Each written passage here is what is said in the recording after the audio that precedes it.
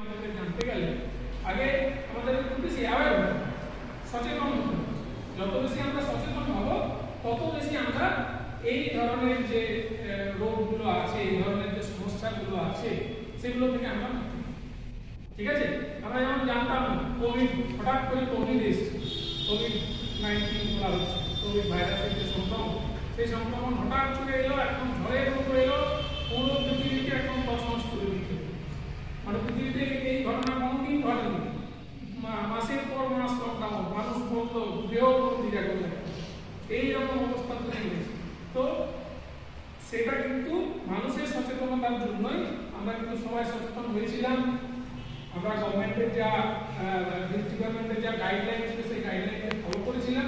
এইগুলো করার ফলে কিন্তু আমরা কিন্তু কোভিডটাকে শেষ করতে পেরেছি। আর কিন্তু কোভিড নেই, কোভিডের যে ভয়াবহতা, কোভিড আছে, কোভিডের যে ভয়াবহতা ছিল, মানুষ মারা যাচ্ছে কোভিডের, সেটা কিন্তু আমি।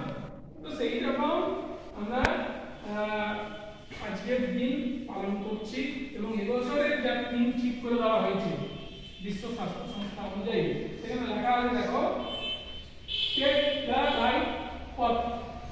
আমার কথাটা বুঝতে পারছি কি বলতে চাইছি, যে সঠিক অনুসরণ করা, এটাই হচ্ছে এবছরে কোন সম্বন্ধে এইচআইভি এডস অবজারভেশন করছি আমরা সেই সম্বন্ধে।